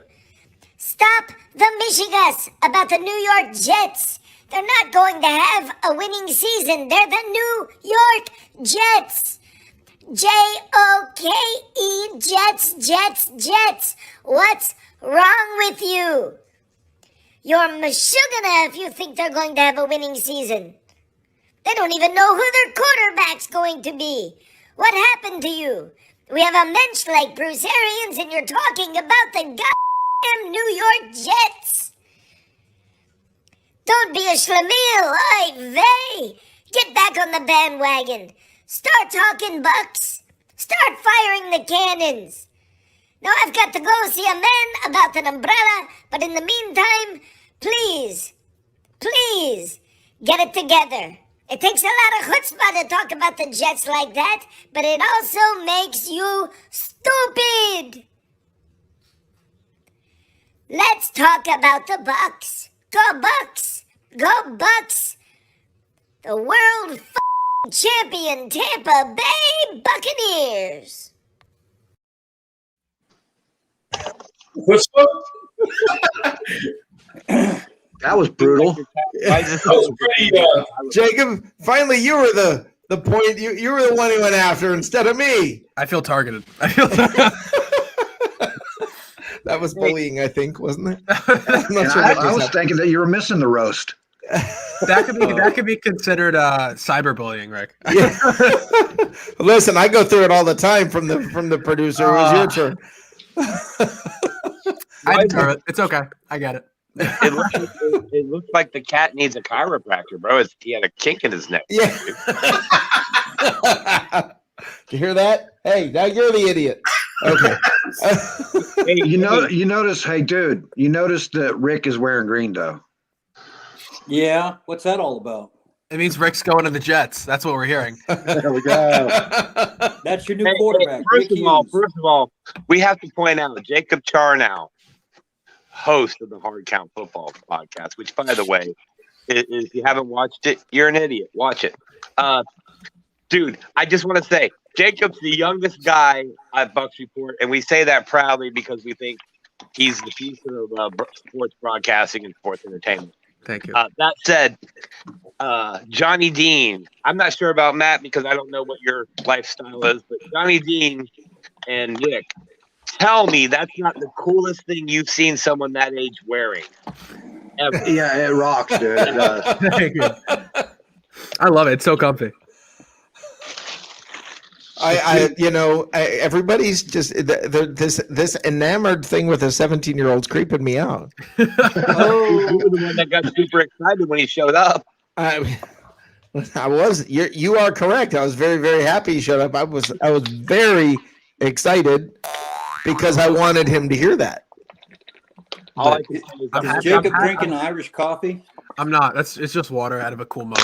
Okay, all right. That's what I said. See, he's got the cool clothes. He's got the cool hair. He's got the cool mug. Pretty soon he's going to be like, I don't have time for you people. All right. You keep that up and Harry's going to get jealous. What I will say is, Jacob, Yeah. we know you are amongst the people who are mobile now with the license. How's that been going, bro? We haven't seen you. You've been driving around like every night, just cruising. Yeah, essentially it's that. Yeah, I'm all over the place. Tonight I was like, I got some hibachi tonight. I did some. I don't know. I've just been all around, driving friends around. It's fun. Yeah, that's what. Yeah, sure. It has nothing to do with women. Not at all. He's not chasing them at all. Convenient. We'll go. No, Dad, I'm going to Are you study. driving a Gremlin? Is that what I heard? You got a 78 Gremlin? What? With the trigger wheels? I guarantee you. For it. He's dressed for it. Yeah. Dude, that thing he's wearing is epic, bro. Yeah. I'm driving around all around New Jersey, Bergen County, New Jersey, in a Jeep Cherokee, a limited 2021 Jeep Cherokee. He still has mini. Wow. Jacob, when you put your hand out like that, your thumb is like as big as your head. Now give us the Antoine Winfield Jr. peace sign. There you go. There you go. Deuces. Hey, Jacob, flash prediction.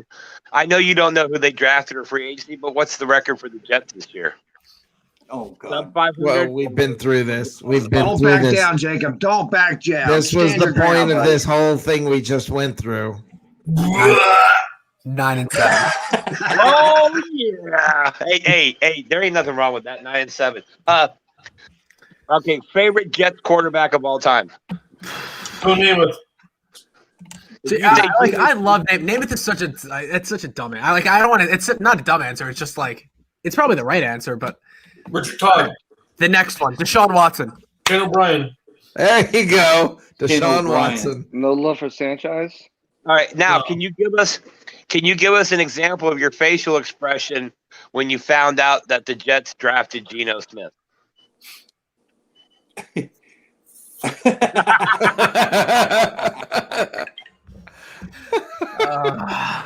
How about Chad Pennington?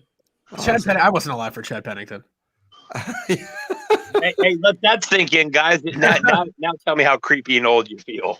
Yeesh. Oh my lord. Since he's been watching the Jets, I think honestly, Fitzgerald is the best quarterback they've had. Fitzpatrick too. Okay, this is what I'm saying. I've been hearing people like Jets fans being like, "Oh, Deshaun Watson has a huge contract, whatever." Guys, we haven't had a good quarterback. Well, I couldn't even tell you the last time we had a Pro Bowl quarterback. I would love to be able to have a quarterback that is worth that money, right? Like to have that quarterback that you can pay and that's worth it, like Deshaun is. I don't want to hear anything about his contract. You sound like a Bucks fan, Jacob. Well, no, hold on, but that's not all. And Jacob, that's not all. This is the thing. It's not like having a Tom Brady that the Bucks stumbled into is normal. Okay, right? The Chicago Bears. Name the last good Chicago Bears quarterback. Jim McMahon. If Harry was here, I said a good quarterback. If Harry was here, he'd say Mitch Trubisky. Yes. Trubisky? Yeah, you would say Mitch Trubisky. He's a big believer in about Trubisky. Kyle Orton, Super Bowl quarterback Kyle Orton. I remember when Josh Freeman was the Bucks' best quarterback ever. So, hey, didn't Rex Grossman take the Bears to the Super Bowl? I don't know. Yeah, it's not when the Bears go to the Super Bowl, it's not because of their quarterback. That's just a fact. I mean, it's been their defense both times, and I mean, the Bears have never really had a quarterback. Jay Cutler wasn't bad for a little bit. Jay Cutler was a lot better than people gave him credit for. He just was a hard personality. Yeah, he didn't like it. Yeah. Who do you think? I've got a weird thing to bring up. Just pure arm, arm, like the arm the quarterback had. Straight up arm talent. Okay. Straight up arm talent. Who's the best you guys can think of? Of all time, Marino and Elway. I think Jeff George. Jeff George was very good. Brett Favre too, man. Brett Favre could sling that ball, man. Yeah. Dan Fouts, people. Dan Fouts. Yeah, Bring that Dan one Fouts. out of the closet. Yeah, Dan Fouts was incredible. Yeah. Yeah. I mean, you're Sean Charnow. Jacob, your dad just brought up how Jim McMahon has concussion issues now and memory issues. I'm not sure he didn't have them then. He's a weird guy. Yeah. When Jim McMahon played, he was almost completely blind. I'm like, how can you tell? Well, speaking of Dude, Jameis, that's what I was going to say when the answer was when someone answered Jim McMahon's the best quarterback. I'm like, I don't think Jim McMahon knew he was playing there. right? I mean, yeah, that's a weird dude right there. That's just a weird dude. That whole thing. He got weird. famous. He said, "Hey, I have bad eyesight. What happened?" Somebody asked him what happened to his eyesight. Oh, I got hit in the eye with a fork. I would put Jim McMahon up there as one of the best warrior quarterbacks ever because the guy was a warrior. Stafford. Hey, you guys ready? For The best warrior ever. Yes. Now, do they have to be successful to be a warrior quarterback? No.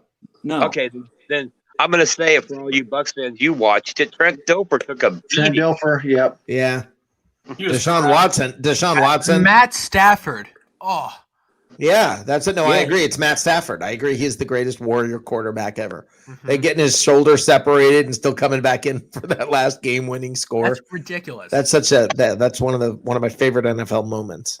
I mean, that was freaking that's phenomenal. What happened to our offensive coordinator Leftwich in college. They had linemen carrying him down to the center so he could hike the ball with a broken leg. It's amazing. In college, that was a crazy game. Brett Favre played like what?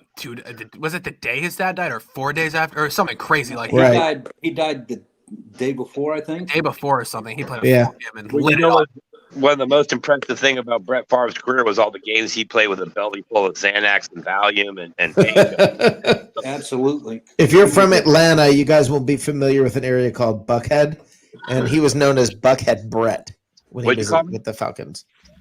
No, Buckhead Brett.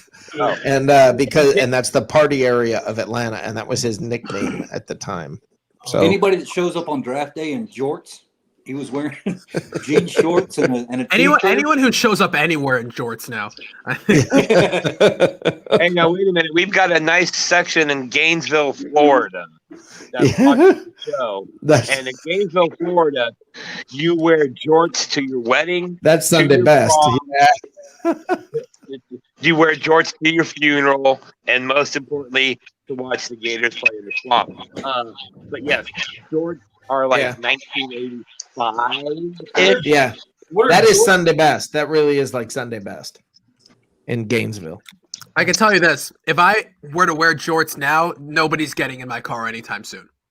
Right. Right. Hey, I got a question. Joshua Cole Allen. Joshua, I have a question because I only have you here on here for a couple of minutes, and I do want to ask you one very serious question because you are so good at this kind of stuff.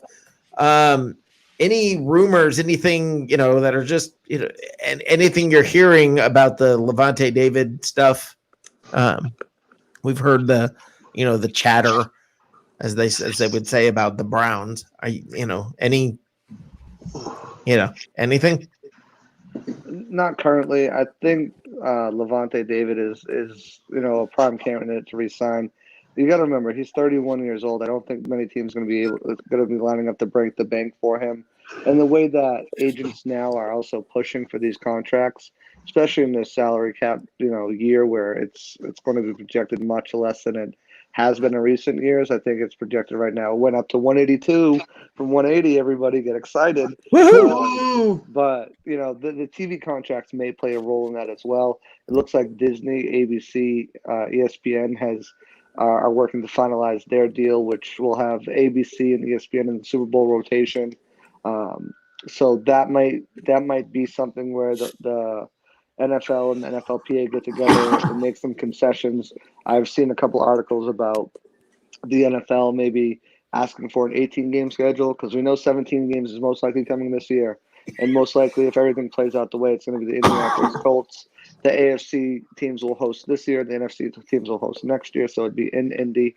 But they may go back to them and say, hey, we'll give you some more cap room if we can tack on another game and make it 18 and then add more cap room. But agents been pushing for cash over cap, which pretty much means that, say Levante David signs, for mathematical purposes to make it easy, a 3-year, $30 million contract, which he'll get more than that. But what they would do is they would take, let's say, what's a well-rounded number, $6 million of that $10 million that he'd get in his first year in payment of bonus, and then spread that out over the life of the contract. So where the Bucs have the third most cap space in the league next year projected, they'll be able to absorb that hit. And I think you'll see that with a lot of players. Any free agents they sign, look for most likely to be achieved incentives in their contracts. And with players they're bringing back too, a guy like Sue, a guy like Gronk, a guy like AB, those players who tend to probably be on a 1-year contract, they'll probably have those incentives because those incentives wouldn't kick in until next year's contract. So with Levante David, I think they'll probably try to get into conversations with Shaq first. I think they'll enter conversations with Godwin as well. Godwin obviously be the prime candidate for the tag. And then I think Levante is probably third on that list. But Levante may also be the first one to sign out of those three too. He loves it here. I don't think he wants to go to a cold weather environment, even though he played in Nebraska. I don't think that he wants to uproot his family over a few $1 million. He's been paid pretty well. And at his age, like I said, I don't think people are lining up to give him $15 million a year. I want to point out something. Impact. When you glossed over it, you said, yeah, it went from 180 to 182. Woohoo. And we were acting like that was no big deal.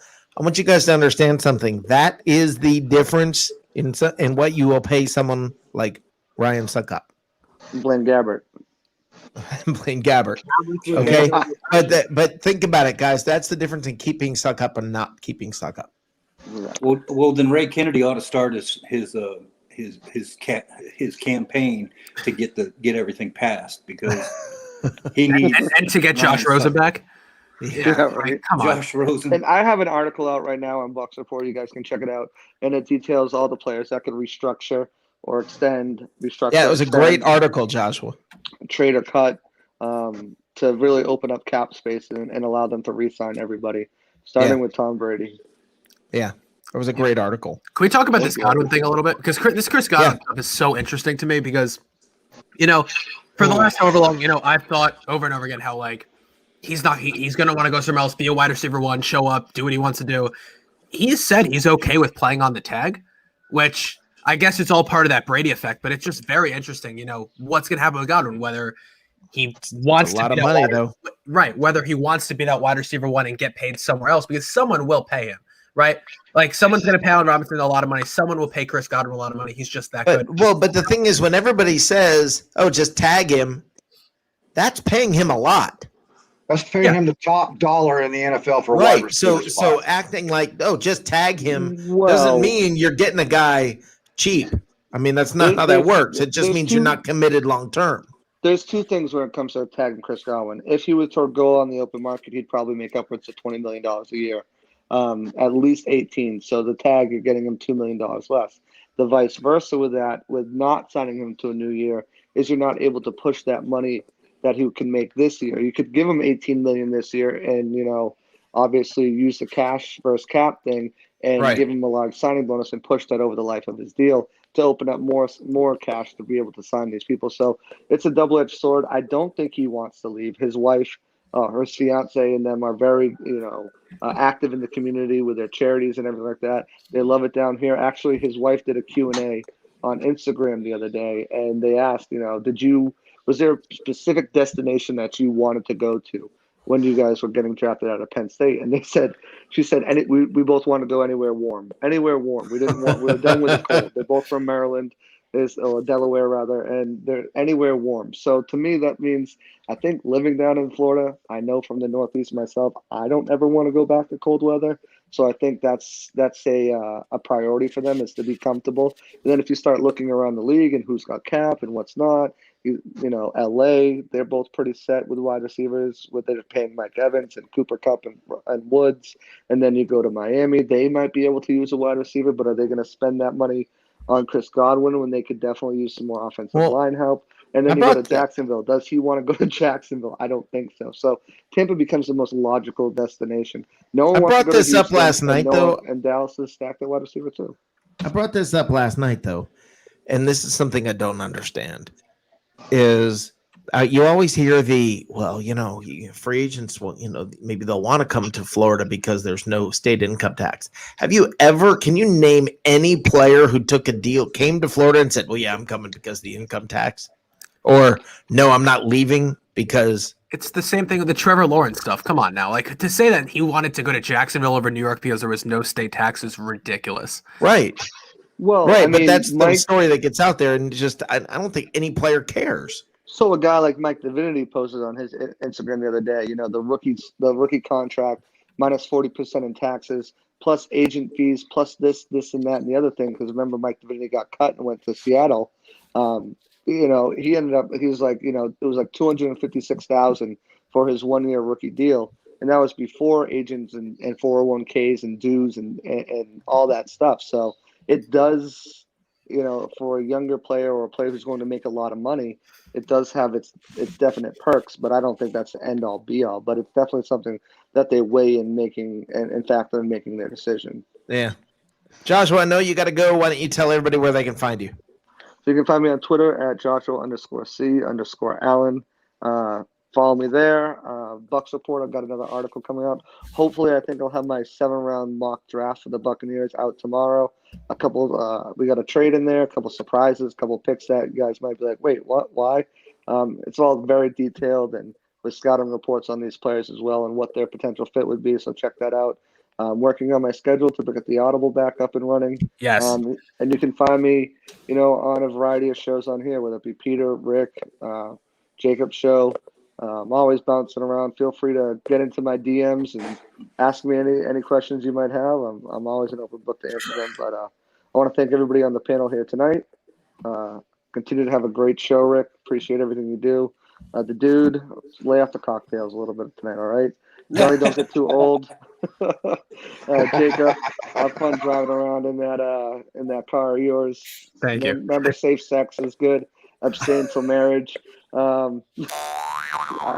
Mike, please leave the room at some time. And Matt, you're in Oklahoma, so you're already hurting. Yeah, there you go. Have a good night, Joshua. Have a good one, guys. Joshua Cole Allen. Let me say something about Joshua real quick, man. Do it. The guy did a 7-round draft pick before free agency. Okay, that's dedication, because I do drafts I'm sure Jacob studies drafts. Nobody is doing a 7-round draft pick right now. No, I do. I will It's do a insane. 1-round. And that's dedication. The guy's on it. I will do a 1-round mock right now. That is my limit. That's it. That's my limit, man. And that's pushing it for me. Like okay. And that's awesome. I don't know college players well enough to where I'd be reading past the first round and be going, I don't know who any of these people are. I think this year it wouldn't matter because the draft rankings are so skewed right now because nobody knows who did what because last year none of the teams were playing. You had holdouts and all that stuff. So the whole mock is just a crapshoot right now. Right. This What's ought to that? be the best draft. When is the combine? There is no combine this year. It's pro days. They're going to do pro days starting this month, actually. Right, because of COVID. How in the world are they going Video. to get enough Virtual. They're all going to be virtual. Well, there's no way that you could go to 100 colleges pro days in the days that are between now and the draft. We'll see. All the teams are getting one-on-ones with these guys. Listen, man, they're not. And the thing is this: they've got different scouts that are going there. That this is something they've got handled. They had a plan. None of them seemed concerned. They got it handled. Well, most of the grades come out on these guys during the year. Well, they always do, but that's irrelevant. I mean, that they're going to show out and they're going to do what they're going to do. I don't think I don't think like player grades before the draft. They don't matter at all because the reality is nobody. Exactly knows. what I think. It's exactly. Right? I agree with you Jefferson completely. went pick 25 this year, and he's going to be a better receiver than CeeDee Lamb, Henry Ruggs, and Jerry Jeudy combined. Like it means nothing. Yeah, Tom Brady. So much of it has to do with the right guy in the right system. Absolutely. There's a reason why it's all got to do with the right guy in the right system. Lamar Jackson wouldn't work anywhere else. Lamar Jackson would not work anywhere else besides Baltimore. It is a blessing for him that he fell to 32. Yep. Absolutely. Absolutely. Mouse Davis would have loved him back in the day. Wow, that was random. Holy crap. Holy crap. What was it? Random Jake thoughts Glanville would have loved him. I mean, like what? But oh well. All right, all of you guys, Jacob, let's let you get out of here. You tell everybody where to find you. Yeah, check out the Hard Count Football Podcast on YouTube and SoundCloud, and then check out the Hard Count Football Podcast live Tuesday nights, 7 p.m. Eastern, right here on Bucks Report and on the Hard Count Football YouTube channel. Go follow me on Twitter at Jacob Charno, Instagram at Hard Count Football. DM me, tell me I'm wrong with everything I say because I love it. I said the Jets were going to go 9-7 this year. Come at me. Tell me I'm wrong. The producer obviously had a lot to say about that. Tuesday night, come tell me I'm wrong. Come on the show. I'll send out the link. It's going to be a lot of fun, guys. Rick, thank you so much for having me, man. I appreciate it. You got it. You have a great night, Jacob. Thank you for coming by. I really hope to see you around here more often, but I also, by the same token, say, get the heck out of here. Get in that car. Get out of here. Go have fun. For sure. All right, man. Have a good one. Peace. All right, Jacob Charno. Okay, anybody here? Matt, you want to tell everybody where they can find you? 17 miles south of Route 66, just outside of Oklahoma City. Have a great night, Matt. Tuesday night. Hope I see you. All right. Whoa. Who did I just accidentally I didn't mean to do that to you, Mike. Sorry. I was clicking. He's still hurting, man. I was clicking him. For that, I'm going to leave first. Okay. What's Happening Sports and Entertainment page. Find me on Facebook and right here. See you later. Awesome. See ya. Yeah. All right. So, Mike. Mike, what just happened? How did I end up on here by myself? I don't know what just happened. Okay. So, Mike, seriously, thank you for coming by. You add a lot to this show. I am dead serious. Thank you. And I hope you will be back on Tuesday. Okay. See you Tuesday, Rick. Take care. You got it. In that championship hat? We'll see. One of your incredible hats. All right, man. Take it easy. All right, guys. Great show. Whole lot of fun as per usual. From me, the foul-mouthed producer who is, of course, sitting here staring at me, like always, looking at me with those condescending eyes. I want to say thank you to all you guys for making the comments and everything. Teresa, Tim, Sean Charnow, thank you for coming by. David, Misador, all of you guys, Yakin Ben Israel, all of you folks who are in there making the comments. Christopher Cole, as always, thank you, my friend. I really want to tell you guys, when you make comments, I don't know if you know this, but when you make comments in that chat room, it actually helps. It's actually a very good thing for the show. So those comments mean a lot to us and to me. So thank you for those comments. And when you click that share button, that helps a lot. That helps to share the show more than you think when it comes to Facebook and our reach and everything. So all of you, so you guys doing that, just pressing that button, it's a small thing to you, but it's a very big deal to us. So I want to thank you guys for doing that. And this show has done well because of you guys. So thank you. We're going to be back on Tuesday night, Tuesday, Saturday, and Sunday of next week. At some point coming up here very soon, I think. We'll be taking a little bit of a break for a few days, but not this week. So we will still be back here talking what's cooking in the South on Tuesday, and we'll have lots more goodies, shenanigans per usual, and the usual cast of characters will be back. So I want to thank you guys for coming by. Once again, to live from the cheap seats. This is where it all started for me. This is where this show means a lot to me. So I want you guys to have a good night. Thanks for coming by, and go Bucks. Come on now, we ain't done. We talked about that. Let's play harder. Let's play tougher, harder, tougher, everything. Easy. Come on, boys, let's go now. New year, new team, TB12 on the scene. He throw the rock up the ground, straight down to the seam. Godwin in the slot, yeah, he can't be stopped. Evans on the outside, yeah, the boy got hops. We ain't playing games, man, enough is enough. We gon' ball out till we hold the trophies up. 100-yard touchdown, and the D make them punt. Go hard or go home, and them boys in the zone. We them Bucks, and we taking over. 31 teams, best look over your shoulder. We them Bucks. It's our time to shine. They ain't never gonna stop, and we on the grind, and we them Bucks. Our team is louder, putting feet up in the league, and they folding power. We the Bucks, and we winning it all. The ship is in our backyard, and this year is ours. On the D, let's start with that boy JPP. Sutton Vita in the middle, straight up plug the scene. David is so underrated, I can't believe. We got White, he be a rookie, but he a beast. Shaq gon' bust you in attack. Bully the line, deliver the sack. Young gun talking all that smack. Murphy Davis in the back. Dean and Whitney never lack. I'm just giving you the facts. This our year and it's a fact. I'm just giving you the facts. This our year. We them Bucks, and we taking over.